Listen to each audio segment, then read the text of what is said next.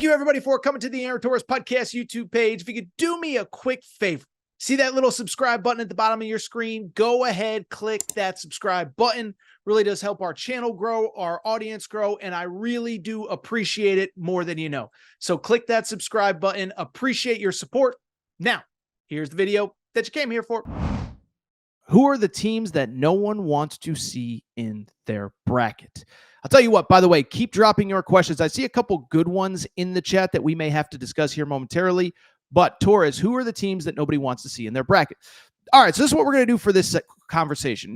Teams nobody wants to see in your bracket, okay? So in my opinion, I want to be specific about the teams that we're going to be talking about, okay? So we're not going to be talking about the 15 seed that can pull off the upset and win a game. We're not talking about like a McNeese State that might be a 12 or 13 that can surprise somebody, even though I think Will Wade's phenomenal, okay?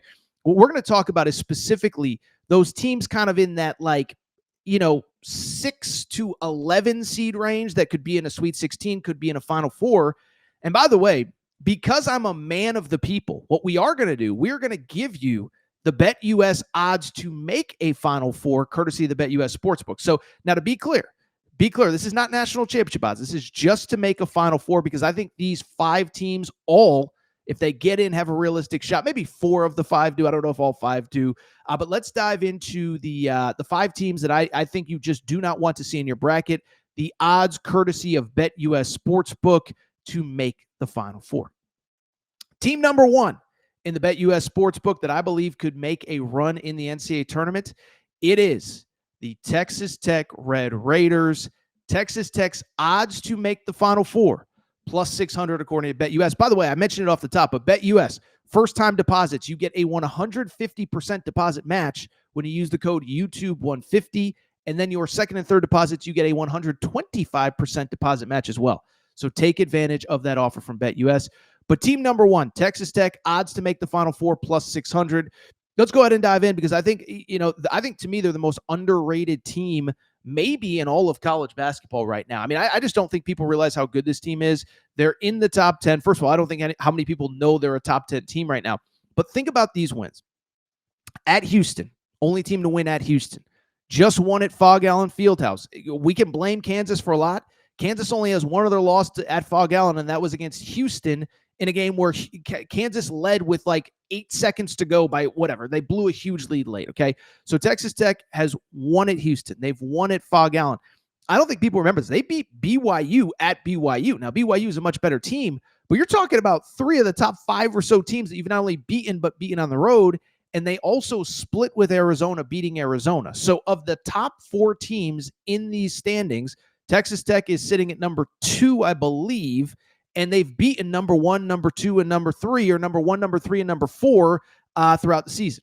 So Texas Tech is really good. What I love about them, they shoot the crap out of the ball, 38%. We've talked about them. And JT Toppin is playing like the Big 12 Player of the Year. 18 points, 11, 12 boards per game. And what's kind of interesting about him is they've just surrounded him with a ton of shooting. Veteran point guard in Elijah Hawkins. This is how you build a college basketball team in 2025, I believe. Veteran point guard, a lot of shooting, a big guy down low who can dominate. If I was a GM of a team with a lot of money, that's basically how I would build my team. Texas Tech has done it. They have the wins. They are plus 600 to make the Final Four. I actually think there's a lot of value there. Second team, I do want to talk about a team that probably isn't surprising on this list, but you do not want to see them in your bracket. That's the UConn Huskies. Okay, so UConn plus 1,800 to make the Final Four in the BetUS Sportsbook. Again, you can go ahead, click the link in the show description. How about this? 150% deposit match on your first deposit, 125% on your second and third deposit. With UConn, first of all, another noteworthy result from Wednesday night in college hoops. UConn takes care of business. They go ahead and they beat the Marquette Golden Eagles. Now, what's noteworthy about that? UConn sweeps Marquette. UConn fans have picked up on this. 2 years ago at the Big East tournament, 2023, Marquette basically knocked UConn out of the Big East tournament, and UConn believes that Madison Square Garden is their second home. And Marquette said, we're sorry, I think it was Cam Jones said, sorry to kick them out of their second home a little bit ahead of schedule. UConn's now 5-0 against Marquette since those comments were made. But listen, UConn quietly has won 3 in a row. Listen, they're not a perfect team. This ain't 2024. I don't even believe it's necessarily 2023. But when you look at the schedule, probably a little bit better than I think a lot of people realize, right? First of all, the out of conference, we all remember Maui. It was a train wreck. I think even Dan Hurley would acknowledge that. But what I would say about the Maui situation is after Maui, do we remember what they did? Beat Baylor, won at Texas, beat Gonzaga on a neutral. I'm not saying those are the greatest wins that have ever happened, but that's not a bad end to non-con. And then in conference, split with Creighton, including a win at Creighton, split with Xavier, who's an NCAA tournament bubble team, and swept Marquette. And so basically you could argue that outside of St. John's, who they have not figured out that puzzle because nobody has, they're playing as well as anybody in the Big East not named St. John's. So they're playing well. I think they're starting to figure things out. And the thing just watching against Marquette on Wednesday night, they still play that like tough, physical, Big East, Dan Hurley basketball. Now, they're not as offensively gifted as they've been in the past, but they were plus 15 on the boards. Caravan's starting to come back along. Terrace Reed didn't play great on Wednesday, but he's starting to play better. And right now, UConn is projected as like an 8 seed in the NCAA tournament. Now, certainly if they run the table, win the Big East tournament, maybe they get up to a 6, something like that. But I mean, imagine right now, Joe Lunardi's latest bracketology has UConn as the 8 seed in Duke's region. Can you imagine being Duke? By the way, you're about to lose your best assistant coach. We'll talk about that in a minute.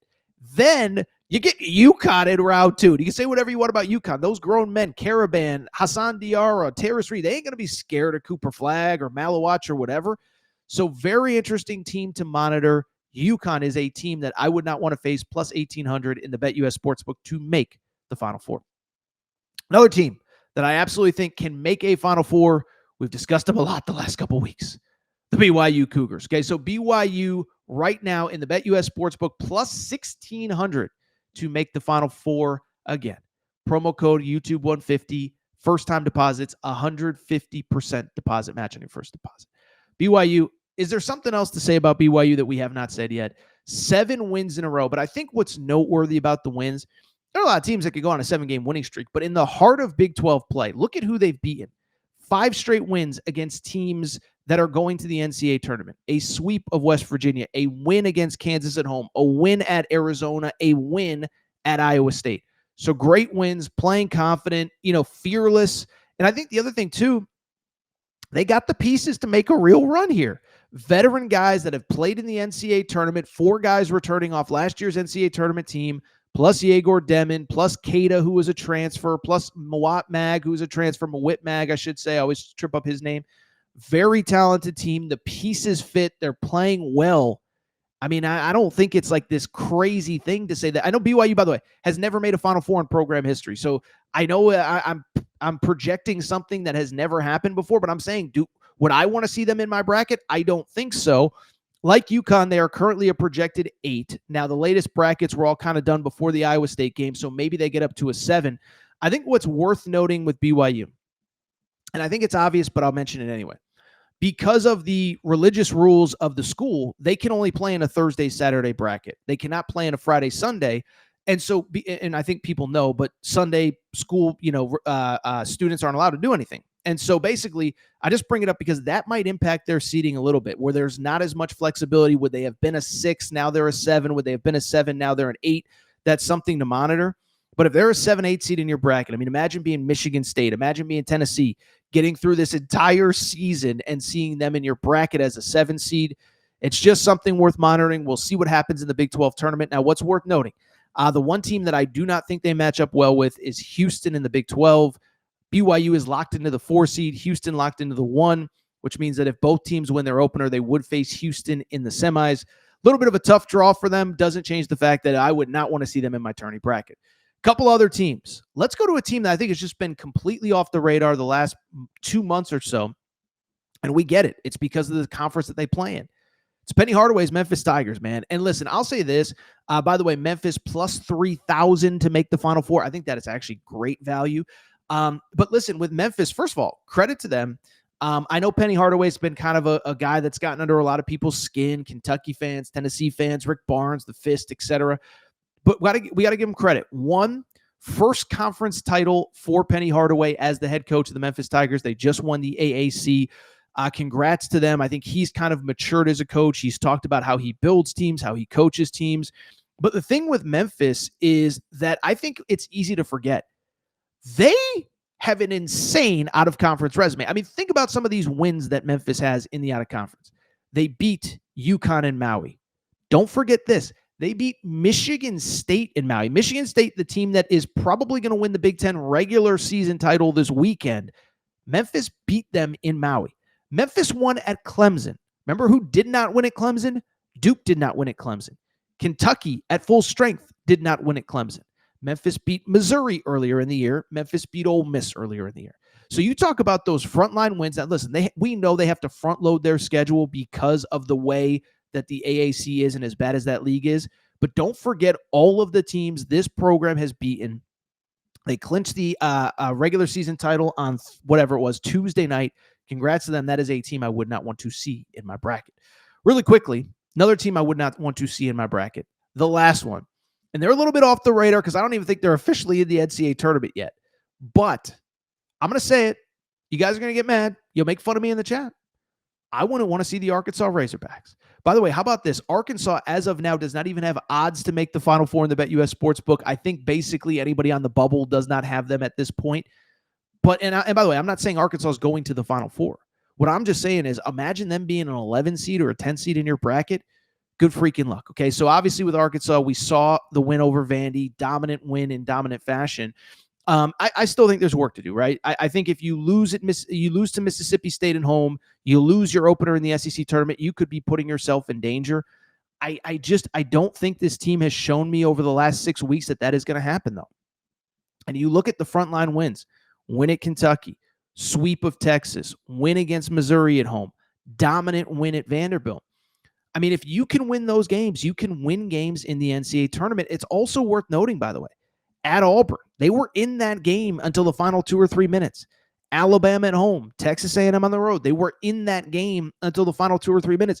You can really argue that basically since the Boogie Flan injury, they played one bad game. It was the South Carolina game last Saturday. And so to me, it'll be interesting. One, we got to see what's going on with the dude Theroux. You know, you want him back. You hope he's back. You pray he's back. There's all sorts of rumor and innuendo about what's actually going on with him, what the injury might or might not be. But Trevin Brazile stepped up. You know, the 7 players, I think, is a little bit of a concern. But you got to give credit where it's due. Listen, be real. You've seen the way that they beat Kentucky. You've seen the way that they beat whoever. That's a team you want to see in your bracket as an 11 seed or a 10 seed.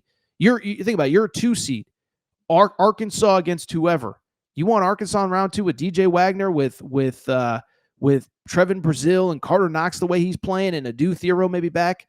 That's not a team that I want to see. So those are my 5 teams that I would not want to see in the tournament. Texas Tech, that's plus 600 to make the Final Four in the BetUS odds. UConn plus 1,800. BYU plus 1,600. Memphis plus 3,000, I think, is a great value. And then from there, the Arkansas Razorbacks with no odds as of right now.